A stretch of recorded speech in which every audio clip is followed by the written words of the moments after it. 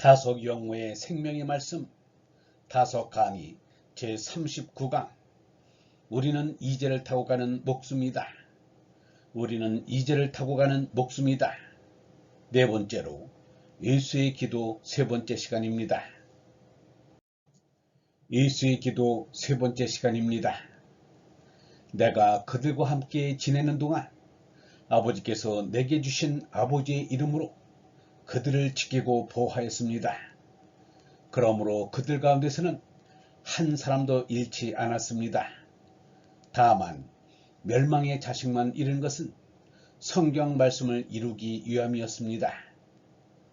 아버지의 이름으로 할 때의 이름은 아버지에게 다다랐다는 뜻입니다. 그러니까 아버지와 함께 아버지가 늘 이루어준 것을 보존하였다는 뜻입니다. 이것을 알고 감사하여야 합니다. 우리는 하나도 멸망하지 않고 온전하게 보존되었습니다. 멸망의 자식만을 자식바퀴로 씁시다. 이러면 언뜻 알아듣기가 좋습니다. 얘가 하나 있어서 그 하나가 망하였는데 그 밖에는 하나도 상하지 않았다는 뜻이 됩니다. 이러한 예는 상대 세계에 흔히 있는 것입니다. 만들려면 온전히 만들지 왜 예 같은 것을 만들었나 하겠지만 이것이 상대의 세계의 일이요 이 세계의 유감된 일입니다. 과연 이것이 있다는 것은 참 유감이 아닐 수 없습니다.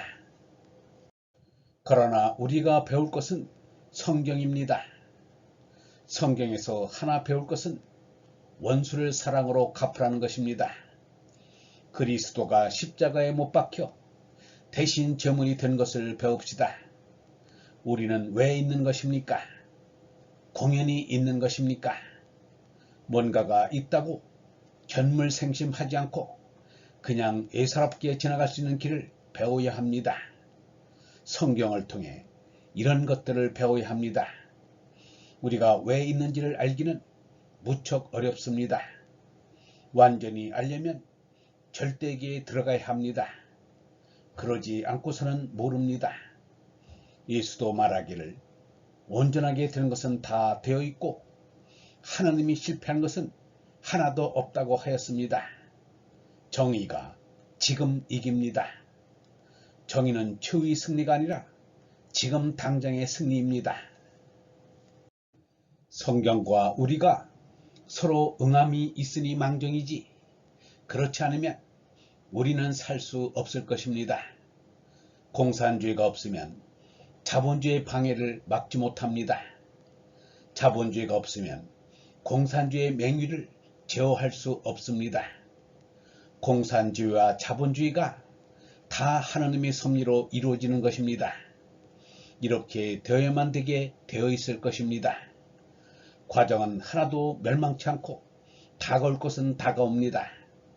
과거에 걸어온 길이 이러하다는 것을 뚜렷이 가르쳐주는 게 성경입니다. 이 점을 우리는 알아야 합니다. 아니 무한히 감사의 염이 일어나지 않을 수 없습니다. 원래 이 세상은 워낙 뚜렷해서 이같이 기도하지 않고서는 못 베기게 되어 있습니다. 이제 나는 아버지께로 갑니다. 내가 세상에서 아뢰는 것은 내 기쁨이 그들 속에 차고 넘치게 하려는 것입니다. 기도는 원래 이래야 합니다. 무슨 감동을 주기 위해 고개를 숙이게 하고 강연처럼 기도하는 것은 기도가 아닙니다. 판에 박힌 듯한 기도와 예수의 기도를 자세히 비교해 보십시오. 아니 요한복음 17장을 몇 번 읽어보십시오. 공연히 하는 거짓된 기도나 가식적인 기도는 하지 맙시다. 내 기쁨이 그들 속에 차고 넘치게 하려는 것입니다. 이 말은 생명에 감사하는 마음을 충만하게 해준다는 뜻입니다. 이것은 하나님이 줄곧 그리스도를 우리에게 보내주고 우리를 받아주는 것이 됩니다. 아버지가 우리에게 모든 사명을 보내주는 것을 알아야 합니다. 줄곧 거기에 다다라 이르겠다는 것은 하나님의 이름이라는 것을 알고 끝까지 그렇게 하고 확실히 믿고 말씀을 지키고 가는 것입니다.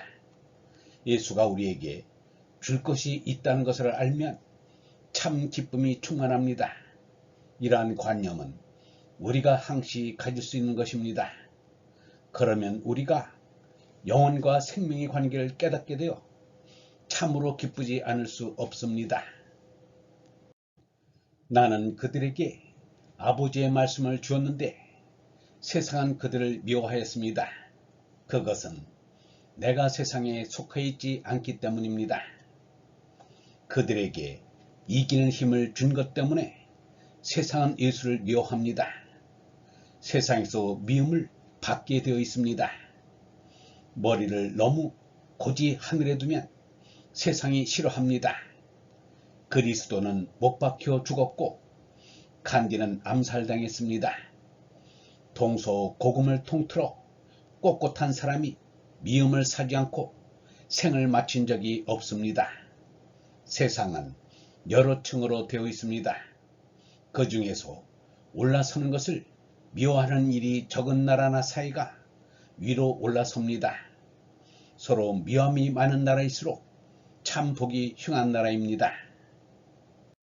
내가 아버지께 비는 것은 그들을 세상에서 데려가는 것이 아니라 악한 자에게서 그들을 지켜주시는 것입니다.